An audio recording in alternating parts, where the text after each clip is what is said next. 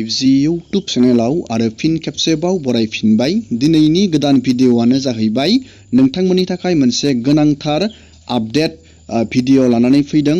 बे भिडिअ'आनो जाहैबाय जाय बिथांमोना फ्रियावनो रेशन कार्डजों माइरं मोनबाय थायो, फ्रि माइरं मोनबाय थायो, नोंथांमोननि थाखाय गभर्नमेन्टआ मोनसे बिग आपडेट फोसावनानै होदों। बे आपडेटआनो जाहैबाय इकेवाइसि।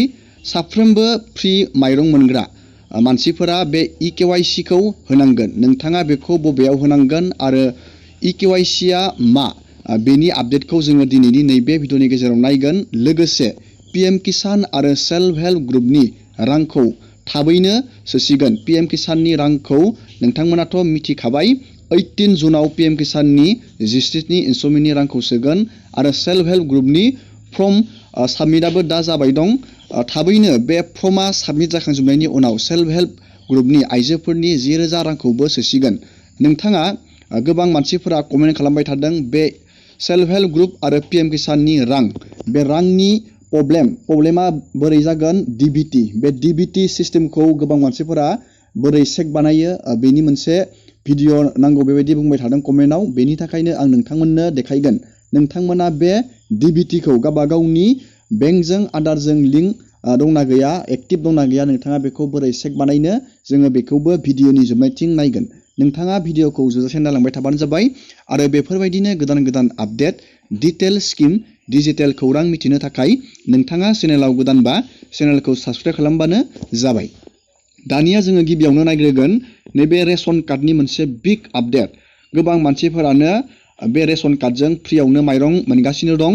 बे माइरं मोनग्रा प्रत्येक मानसिया बे रेशन कार्डखौ नैबेयाव माइरं मोननो थाखाय इकेवाइसि गभर्नमेन्टआ मोनसे बिग आपडेट फोसावदों। इकेवाइसिखौ नोंथाङा नैबेयाव डेट मख'नानै होदों। बेयाव नोंथाङा नैबे 15 जुन आरो नैबे 25 जुन, 15 जुननिफ्राय 25 जुनहालागै नोंथाङा इकेवाइसिखौ होनांगोन। 15 जुननिफ्राय नोंथाङा 25 जुनहालागै बेनि डेटखौ खानानै होदों। बेनि गेजेरावनो नोंथाङा गावबा गावनि बे इकेवाइसिखौ होनांगोन। बे इकेवाइसिखौ नोंथाङा बबेयाव होगोन बेनिबो आं नोंथांमोननो खोथाहरनि आपडेटखौ। नोंथांमोना नैबेयाव लिरनानै होखादों प्रत्येक माइरं मोनग्रा मानसियानो बेयाव इकेवाइसिखौ होनांगोन, नङाब्ला नोंथांमोना माइरंखौ मोननाय नङा। नैबेयाव लिरनानै होखादों। नोंथाङा बेखौ बबेयाव होनांगोन? नोंथाङा बेखौ नोंथांनि रेशन दखानियाव थांनानै नोंथाङा बे इकेवाइसिखौ होनाया गोनांथार। 15 जुननिफ्राय 25 जुननि गेजेराव नोंथाङा बे इकेवाइसिखौ होनांगोन। नैबे इपिअएस, नैबे इपिअएस मेसिन, नोंथाङा नैबेयाव मोनसे मेसिन नुदों। नैबे मेसिनखौ नोंथाङा बे मेसिनाव नोंथांनि आखाइ फिंगारप्रिन्टखौ नोंथाङा होनांगोन। अब्लानो नोंथांनि इकेवाइसिया डान जागोन।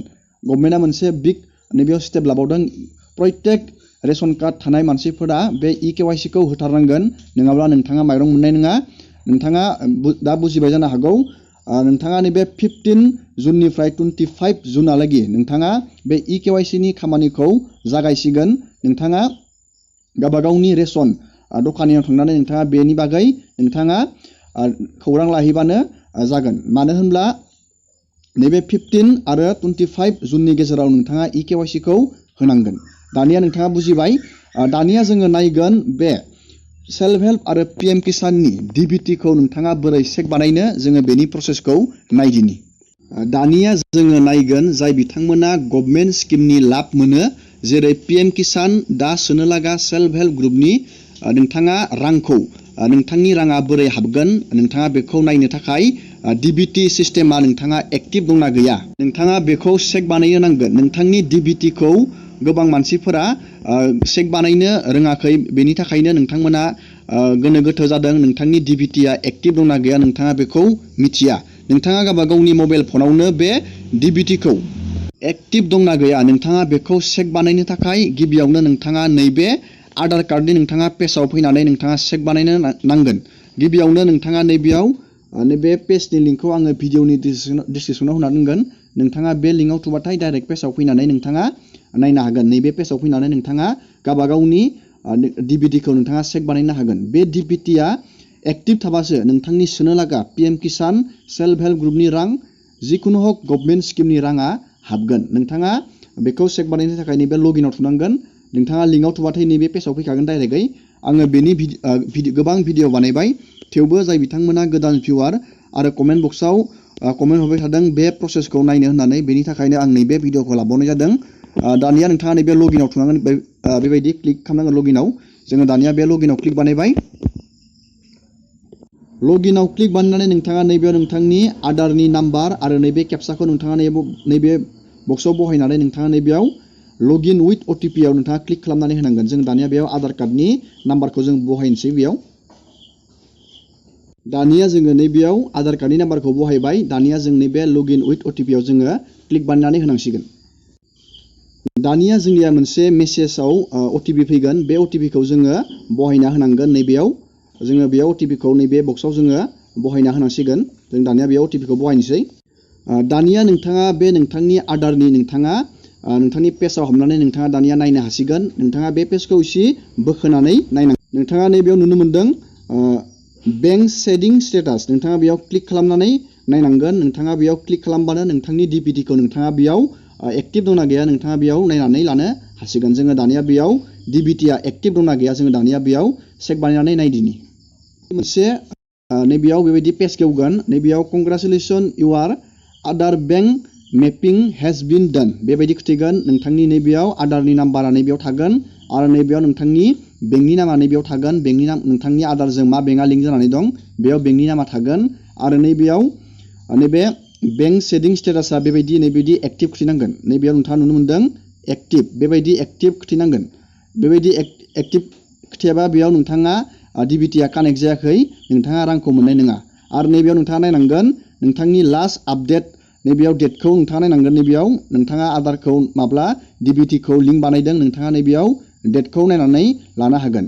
नैबेयाव नोंथाङा नुनो मोनदों नैबेयाव गोबां मानसिनियानो DBTखौ लिंक बानायो, बेंकजों आधारजों लिंक बानायो, नाथाय DBTआ नैबायदि इनएक्टिभ जानानै थायो। बेबायदि प्रब्लेमनि थाखायनो गोबां मानसिया रांखौ मोननो हायाखै, थालांबाय दं, राङा हाबाखै। नोंथाङा नैबेयाव नुनो मोनदों बेयाव इनएक्टिभ खिथिदों, बेबायदि इनएक्टिभ खिथियो। नोंथाङा बेखायनो रां सोनायनि सिगांनो नोंथाङा बेबायदि खेबसे नोंथाङा चेक बानायबानो जाबाय। माबा मोनसे टेकनिकेल जाहोननि थाखायबो बेफोरबायदि इनएक्टिभ जानानै थायो। नोंथांनि DBTआ बेबायदि इनएक्टिभ जानानै थायोब्ला नोंथाङा रांखौ सोब्लाबो गभर्नमेन्टआ सोबाबो नोंथाङा रांखौ मोननो हानाय नङा। आरो नोंथांमोननो बेनि बागै गोबां भिडिअ लाबोबाय दं, जाहाथे जोंनि गासैबो बर' नैबे खेथियक आरो जाय बिथांमोना स्किमाव एप्लाइ खालामनानै दोनदों बिथांमोना जाहाथे लाब जायो। नोंथांमोना थाबैनो बेबायदि प्रसेसखौ चेक बानायबानो जाबाय रां सोयैनि सिगांनो गभर्नमेन्टआ। दिनैनि भिडिअखौ आङो बेखिनियावनो फोजोबबाय। नोंथांमोना भिडिअखौ नायनानै मोजां मोनदोंबा लाइक खालामबानो जाबाय आरो बेफोरबायदिनो गोदान आपडेट डिटेल स्किम डिजिटेल खौरां मिथिनो थाखाय नोंथाङा चेनेलाव गोदानबा चेनेलखौ साबस्क्राइब खालामबानो जाबाय। एसेनोसै दिनैनि भिडिअ।